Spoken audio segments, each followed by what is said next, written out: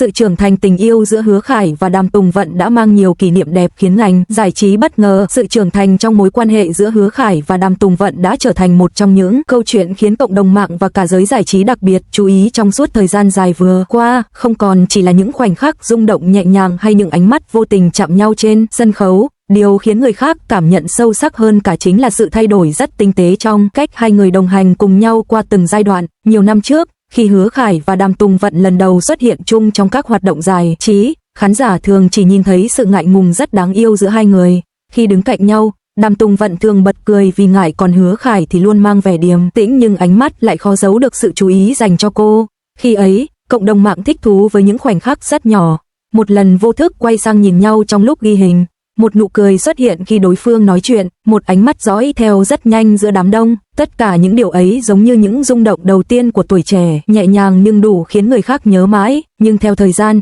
điều khiến khán giả bất ngờ nhất không phải là việc hai người ngày càng nổi tiếng hơn mà là cách cảm xúc giữa họ dần trở nên trưởng thành và sâu sắc hơn rất nhiều. Nếu trước kia, sự ngọt ngào giữa họ mang màu sắc thanh xuân đầy bối rối, thì hiện tại lại giống như một loại bình yên âm thầm nhưng cực kỳ vững chắc. Chính sự thay đổi ấy đã khiến rất nhiều người trưởng thành cảm thấy đồng cảm sâu sắc. Một trong những khoảnh khắc khiến cộng đồng mạng bắt đầu nhận ra điều đó chính là khi Hứa Khải nói với Đàm Tùng Vận rằng tôi sẽ luôn bên bạn, giữa sân khấu đầy ánh đèn và tiếng reo hò. Không phải lời tỏ tình quá mãnh liệt hay những câu nói mang tính phô trương, nhưng chính sự dịu dàng và chắc chắn trong cách anh nói lại khiến hàng triệu người cảm thấy rung động. Nhiều fan lâu năm sau này từng chia sẻ rằng họ cảm thấy sự trưởng thành trong cảm xúc của Hứa Khải thể hiện rất rõ qua ánh mắt anh dành cho Đàm Tùng Vận. Nếu trước kia ánh mắt ấy còn mang theo sự ngại ngùng và bối rối của tuổi trẻ, thì hiện tại lại giống như một loại quan tâm rất tự nhiên đã trở thành thói quen. Trong rất nhiều sự kiện gần đây, cộng đồng mạng liên tục bắt gặp những khoảnh khắc Hứa Khải vô thức chú ý đến Đàm Tùng Vận theo những cách rất nhỏ bé. Khi cô bước xuống cầu thang,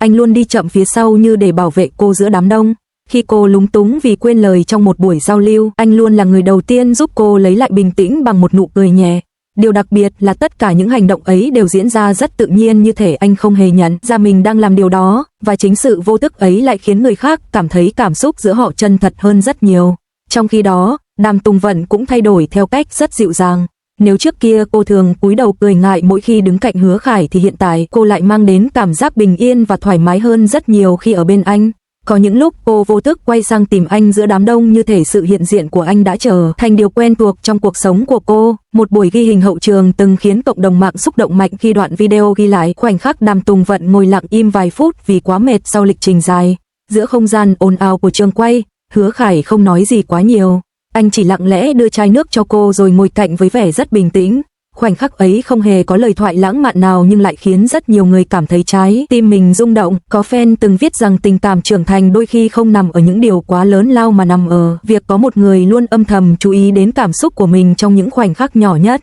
Sau khi nhiều video hậu trường như thế được lan truyền trên Weibo, cộng đồng mạng bắt đầu bàn luận rất nhiều về sự thay đổi trong mối quan hệ giữa hai người. Không còn là cảm giác đầy thuyền, đầy náo nhiệt như trước kia, mà thay vào đó là sự yêu mến dành cho một loại cảm xúc rất bình yên và trưởng thành. Nhiều người nhận xét rằng điều đẹp nhất của Hứa Khải và Đàm Tùng Vận chính là việc họ chưa bao giờ cần cố gắng chứng minh điều gì với công chúng, không có những màn thể hiện tình cảm quá mức hay những phát ngôn gây chú ý. Chỉ bằng cách đồng hành tự nhiên bên nhau trong nhiều năm, họ đã vô tình tạo nên một câu chuyện khiến rất nhiều người cảm thấy ấm áp. Một trong những khoảnh khắc khiến giới giải trí bất ngờ nhất chính là phản ứng của cộng đồng mạng mỗi khi hai người xuất hiện cùng nhau. Dù chỉ là một ánh mắt hay một đoạn video ngắn vài giây, hàng triệu người vẫn sẵn sàng chia sẻ và bình luận suốt nhiều ngày liền. Điều đó cho thấy cảm xúc mà hai người mang lại đã vượt xa sự yêu thích thông thường dành cho thần tượng. Có một bức ảnh từng gây sốt trên mạng xã hội khi Hứa Khải và Đàm Tùng Vận cùng bước đi giữa hành lang sau một buổi ghi hình, không có hành động thân mật nào đặc biệt, họ chỉ đơn giản đi cạnh nhau dưới ánh đèn vàng dịu nhẹ.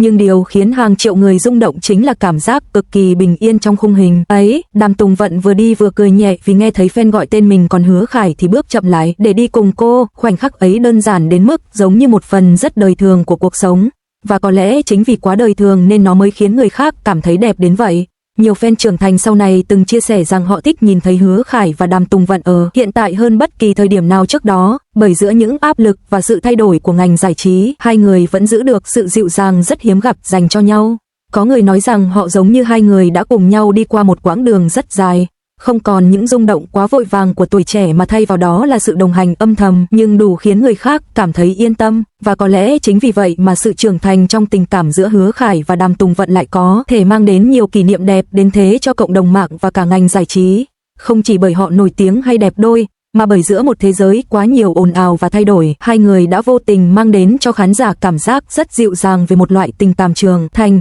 bình yên và đầy sự thấu hiểu mà ai cũng từng mong được gặp trong cuộc đời mình. Càng về sau, cộng đồng mạng càng nhận ra rằng điều khiến câu chuyện giữa Hứa Khải và Đàm Tùng Vận trở nên đặc biệt không nằm ở những khoảnh khắc quá ồn ào mà lại nằm ở sự bền bỉ và dịu dàng trong cách hai người đồng hành cùng nhau qua năm tháng. Giữa một ngành giải trí luôn thay đổi rất nhanh, nơi mọi thứ có thể trở thành xu hướng rồi biến mất chỉ trong vài ngày, việc hai người vẫn giữ được cảm giác gần gũi và chân thành dành cho nhau lại càng khiến khán giả cảm thấy bất ngờ hơn bao giờ hết. Có rất nhiều cặp đôi màn ảnh từng tạo nên làn sóng lớn trên mạng xã hội, nhưng phần lớn chỉ dừng lại ở cảm xúc nhất thời của người hâm mộ. Riêng Hứa Khải và Đàm Tùng Vận lại mang đến một cảm giác khác. Đó không còn đơn thuần là sự rung động của thanh xuân mà giống như một hành trình trưởng thành, cảm xúc mà khán giả đã vô tình chứng kiến suốt nhiều năm. Nhiều fan lâu năm từng nói rằng nếu xem lại những hình ảnh cũ của hai người, họ sẽ dễ dàng nhận ra sự thay đổi rất rõ trong cách Hứa Khải nhìn Đàm Tùng Vận. Trước kia ánh mắt ấy thường mang theo sự bối rối của tuổi trẻ, giống như một người luôn vô thức chú ý đến đối phương nhưng lại không biết phải thể hiện thế nào. Nhưng theo thời gian,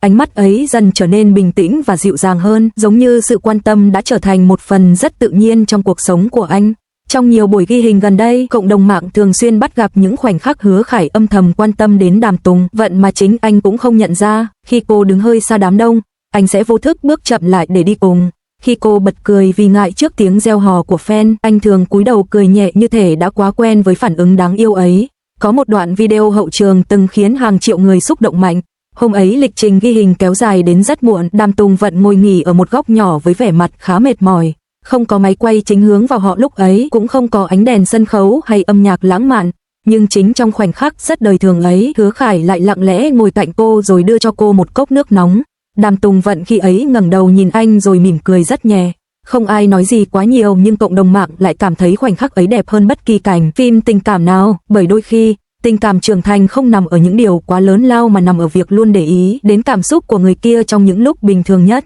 Sau khi đoạn video ấy lan truyền trên Weibo, rất nhiều người trưởng thành đã để lại những bình luận đầy cảm xúc. Có người nói rằng họ cảm thấy Hứa Khải và Đàm Tùng Vận giống như hình ảnh của một loại tình cảm rất hiếm trong cuộc sống hiện đại, không quá vội vàng, không phô trương nhưng lại đủ dịu dàng để khiến người khác cảm thấy yên tâm. Một blogger giải trí nổi tiếng từng nhận xét rằng điều làm giới giải trí bất ngờ không phải là việc hai người có quá nhiều khoảnh khắc ngọt ngào, mà là việc cảm xúc giữa họ chưa bao giờ trở nên nhạt đi dù đã trải qua rất nhiều năm. Trong khi rất nhiều mối quan hệ trong giới giải trí thay đổi chóng vánh theo thời gian, Hứa Khải và Đàm Tùng Vận lại giống như hai người đang lặng lẽ trưởng thành cùng nhau. Nhiều fan cũng nhận ra rằng Đàm Tùng Vận hiện tại đã không còn quá ngại ngùng khi đứng cạnh Hứa Khải như trước kia. Nếu ngày xưa cô thường cúi đầu cười mỗi khi bị fan trêu chọc thì bây giờ cô lại mang cảm giác rất thoải mái và bình yên mỗi khi ở cạnh anh. Có những lúc cô vô thức quay sang nhìn anh trong lúc trò chuyện với người khác như một phản xạ tự nhiên đã hình thành từ rất lâu. Chính sự thay đổi rất nhỏ ấy lại khiến người khác cảm thấy xúc động nhiều hơn bất kỳ lời khẳng định nào, bởi chỉ khi một người thật sự cảm thấy an tâm bên cạnh ai đó, họ mới có thể thoải mái đến như vậy giữa hàng nghìn ánh mắt đang dõi theo mình.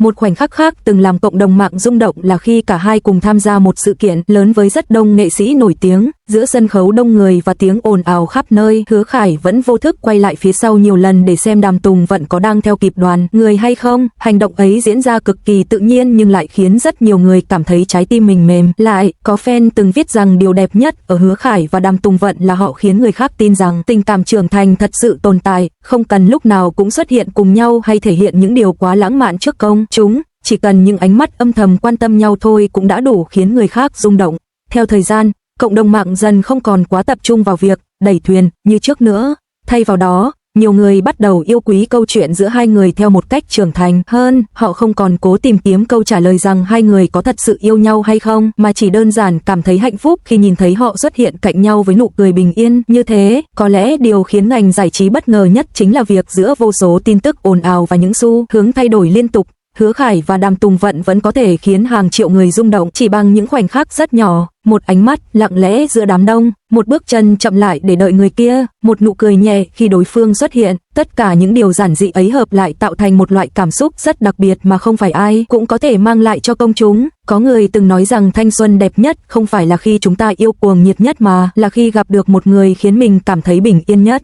Và có lẽ chính điều đó đã khiến câu chuyện giữa Hứa Khải và Đàm Tùng Vận trở nên đáng nhớ đến vậy trong lòng người hâm mộ, bởi sau tất cả những ánh đèn sân khấu và sự náo nhiệt của giới giải trí, thứ còn ở lại trong lòng khán giả không phải là những tin đồn hay sự tò mò, mà chính là cảm giác dịu dàng mà hai người đã vô tình mang đến cho hàng triệu trái tim suốt nhiều năm qua.